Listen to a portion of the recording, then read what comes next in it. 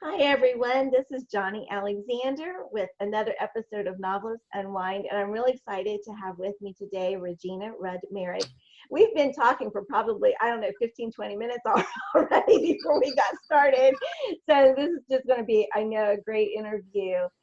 Regina is one of the Mosaic Collection authors, and I am too. So it's just been really great. We've known each other for quite a while, but being part of the Mosaic Collection together has really been fun and I think deepened our friendship. And it's just been really, really cool to be walking this journey together. So we're here today to celebrate her latest novel. I'm going to try to show this as best I can because it's on my Kindle. Heart Restoration. Congratulations, Yay! Regina. Thank you. It's my birthday. It is your birthday. We are very, very excited to be celebrating it. We love book birthdays. Heart Restoration, Regina's first Mosaic novel, also the first in a series that she's writing called, now how are you pronouncing this? Are you pronouncing it Renovations or? Yes. Renovations, because the V, if you can see it, is capitalized. Yes, and the character's last name is Reno. Yeah, so there you go. So it's kind of a play on words. Renovations and Renovations, book number 1. Tell us about the story and your inspiration for the story and all that fun, good stuff. The story centers around Lisa Reno. I was kind of inspired. Of course, I love HGTV. Yeah. Okay, we'll just put that right out there. Get it out, yeah. I love renovation shows. I love to watch other people work really hard. You know. Well, you eat the popcorn. yeah. And you know, they get a whole house done in an hour or less. Sure. Yeah. So I've always loved that. I mean, even from a teenager, I would watch Bob Vila with my dad on Sunday afternoons on public television. And I remember when we hadn't been married long. This is in the early 80s. And they did the Weatherby House. Okay. I still have the This Old House magazine that features the Weatherby House from like 1985, maybe. Oh my gosh, wow. And it was an old house. They were talking in, Massachusetts, so everything's old up there. Sure. And it was an old house that they completely renovated. And of course, that was before HGTV had been born. So when HGTV came around, it was like, oh, angels singing, So anyway, there is a brother-sister team on HGTV that I have watched some, and I've seen them on different things. And they were kind of my inspiration for Lisa and Del Reno, brother and sister. She's a designer. He's a contractor. And in my story, they're kind of following in their dad's footsteps. We found out about Steve Reno in my Christmas novella and in Reno-Vating Christmas. And we found out that, he's a widower, he's a contractor, and he has a health issue that makes him have to semi-retire. So Lisa and Del kind of take it over. So that's kind of the setting of it. But I wanted to kind of draw from where I live. And I live in one of the smaller counties in Kentucky. If you know anything about the geography of Kentucky, it's a long state. Yeah. And we're on the western, we're like 2/3 of the way west, okay, close to the Ohio River. And our county, Crittenden County, has fewer than 10,000 people in it total. We have no interstate roads. We're about 30 miles from the closest interstate. Wow. Yeah, you get used to it. It is what it is. Our county seat of Marion has around 3,000 people in it. So, I mean, it's a very, Right. I mean, we're classified rural. Mm-hmm. The state classifies us as rural. Sure. Well, a few years ago, we were looking to move further out in the county. Right now, we live smack dab in the middle of the county seat. We live a block from the courthouse square, of course, because, in the South I and love in it. small Absolutely. towns, you have a courthouse square. You do, yes. And, but we were looking at a house out in the county, and I just fell in love with it. It didn't work out for us to buy it, which is probably a good thing because we would have been in so over our heads. It would have been ridiculous. But I still love that house. But in researching that house, which part of it was built in 1857. Oh my goodness. Pre-Civil War. Mm-hmm. I found out the background of the house and the family that built it. And it was built by a man who his father had dreamt of founding a town in like 1840. He had a sawmill on the Ohio River. Mm-hmm. And he was killed in a sawmill accident in his 40s and never saw that dream come to fruition. Wow. But in my story, fiction, you can do things. Yes, you can change that history for the future. Yeah. In my story, Clementville was this town that was founded, in the early 1800s. But it was a tiny little town. Like, we have like 3 or 4 other communities in Crittenden County that are just like, you slow down. You don't stop. Just slow down. And Clementville is that kind of town. And then I thought about, you got to have a diner because every tiny town has a diner. But there's a place in southern Illinois in this tiny little town called Equality. Oh, that's cool. That the only reason you would go there is to go to the Red Onion, which is an amazing restaurant that has the best ribs you will ever eat. Oh my goodness. I love the name. The Red Onion. That's so cool. Yeah. So I kind of patterned Clementville after Equality and put it in Crittenden County. So, But in my story, Lisa is having to take on the responsibility of contractor for the first time because her brother fell off of a ladder and broke his leg. Oh my goodness. So he's laid up.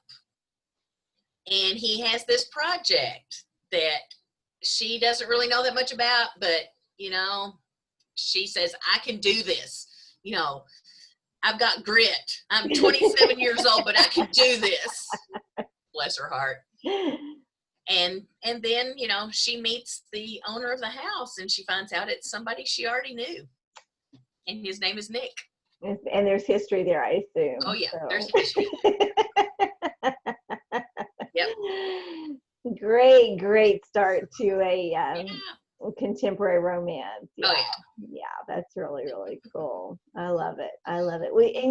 And I don't know how much work you've had to do in your house, but I know you live in an older house yourself. Your house is like 100 years old. So.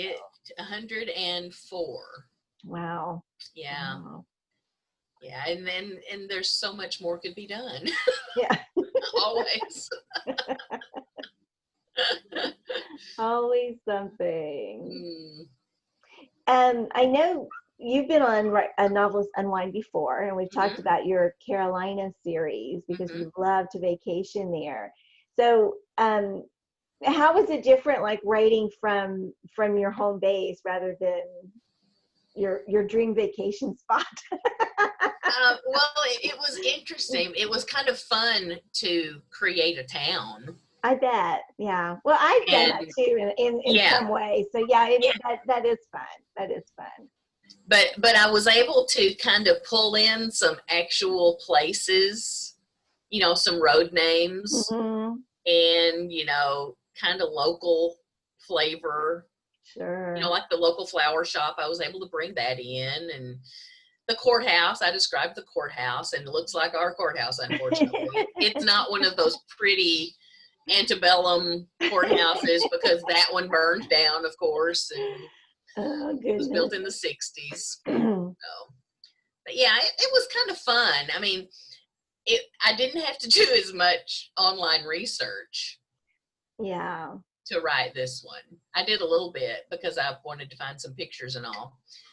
But living close to the river, that really, in one scene or one chapter where they go across the river on the ferry, Mm-hmm. which we live 10 miles from, Marion is 10 miles from the river.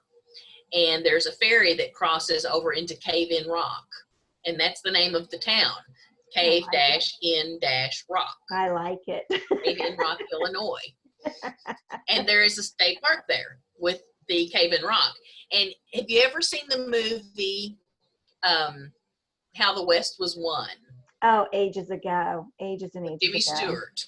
Mm-hmm. Yes. Yeah. Okay. Cave-In Rock is in that movie. Oh, wow. Wow. How cool. Yeah. That's cool. I think Oh, I've driven and across. it has a nefarious history too. So Oh. river pirates. Real pirates on and that's Ohio kind River. of, there's a little bit of an underlying mystery throughout this book that doesn't get completely solved. So the next book will carry that. I love that. Yeah.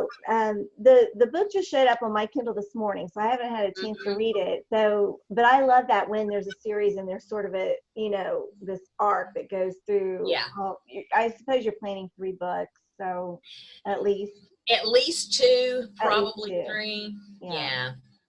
Yeah. That's cool. It depends on the Christmas novella. Yeah, because the Mosaic Collection is trying to put together another Christmas novella, and I will just say that when Regina was talking about her other novella featuring Stuart, is that the right name? Steve, sorry. Mm-hmm. It was in our Christmas novella collection or anthology collection called Hope is Born. I'm getting everything mixed up here. Hope is Born. And then we just came out a couple months ago with our summer anthology, Before Summer's End, and we are working on another Christmas anthology. So you're planning on writing a story for it. I've got an idea. Okay. So we'll see. Right now I'm in the middle of developing the character. I watched Hallie Bridgman's session yesterday on writing fast. On layering. Okay, yes, layering. For people that are watching, I host a show called Writer's Chat. I suppose that's what you were watching. Writer's Chat on Tuesdays, and our guest yesterday was Hallie Bridgman, who has sold almost 1 million copies of her book. She's a fabulous writer, and she was talking to us about writing in layers, which is, I was fascinated by that too. Yeah. Fascinated. I want it in book form. I know. I was taking notes really fast and thinking, I'm so glad this is recorded so I can go back and. Yeah. I probably should go back and watch it again and write everything down and pause it. But, but it really, her characterization sheet that she has on her website, I downloaded that and I've started working on the characters. So. Oh, cool. Yeah. Well, I'm glad you're doing that because I have skipped out on this year's Christmas anthology because I skipped out on summer because of this one. But. Yeah, because I'm just kind of behind on other writing commitments. And if anyone's familiar with my background, you'll see its difference because I just moved. So I'm still sort of trying to recover from that. Actually, there are 12 Mosaic authors and 1 virtual assistant. So I think there's 13 of us. And the virtual assistant, me, and 2 other people moved in just the last couple weeks. So it was like a 4th of us were moving, which is just somewhere. Crazy. Yeah, I mean, it's just crazy that these major moves were taking place when we're just such a small group and we all did it. And the ones of us who did it all did it at the same time. It was just really weird. Well, and then another was displaced due to Corona.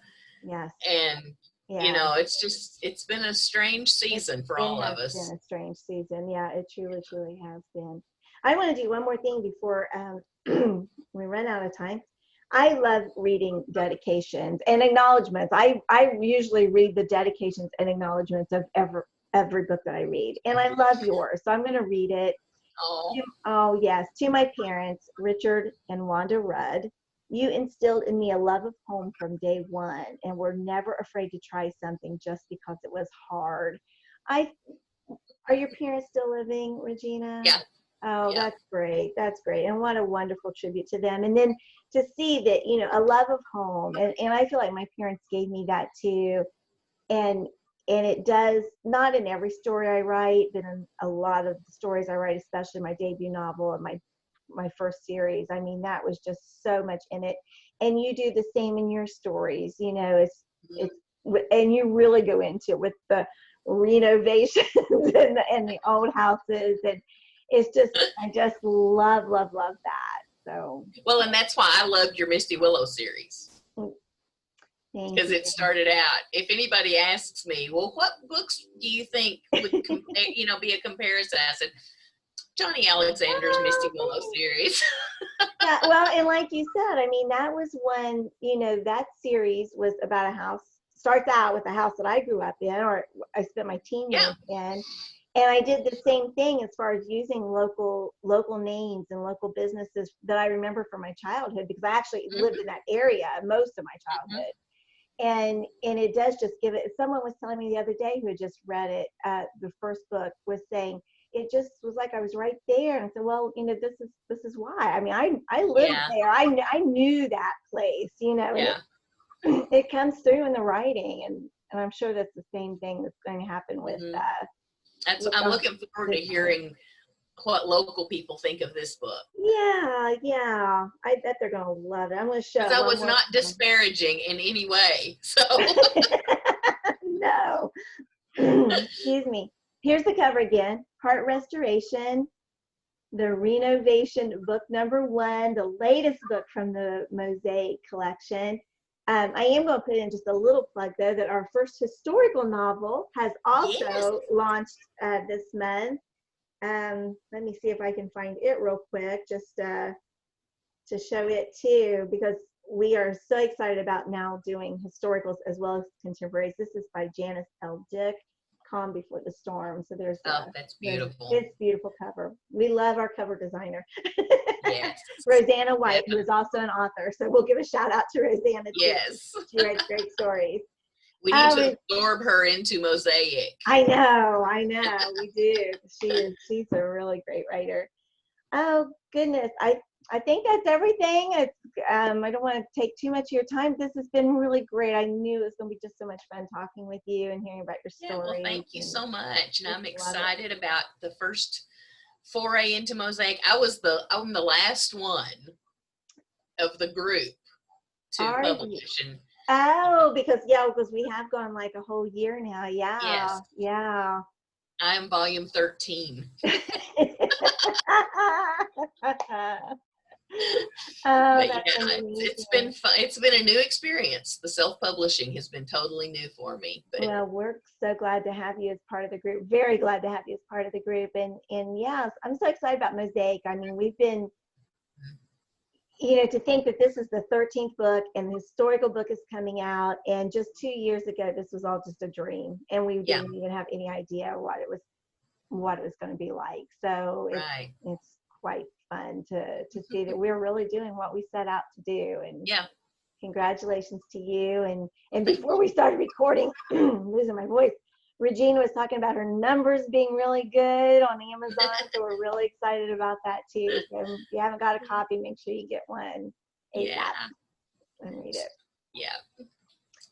All right. Well, thanks everybody. Oh, I almost forgot the last question I'm supposed to ask everybody, and I almost totally forgot. When you hit the end, you type the end. What do you do to unwind? I watch television. We were talking too before we started recording about the CBS All Access Pass. So it comes in real handy when you're ready to binge. Definitely. I think actually this time, I think that's what I did. I watched Star Trek Discovery and Picard. Fortunately, there were only so many seasons out of Yeah. those, so I wasn't totally vegging out. Oh, I love it. I love it. That's so Yes. fun. That's so fun. Well, thank you, Regina, and congrats Thank again. you. Oh, you're Thank you welcome. so much for having me. Glad you're here. Glad you're here. And thanks everybody for watching. See you next time on Novelists Unwind. Bye-bye. Bye-bye.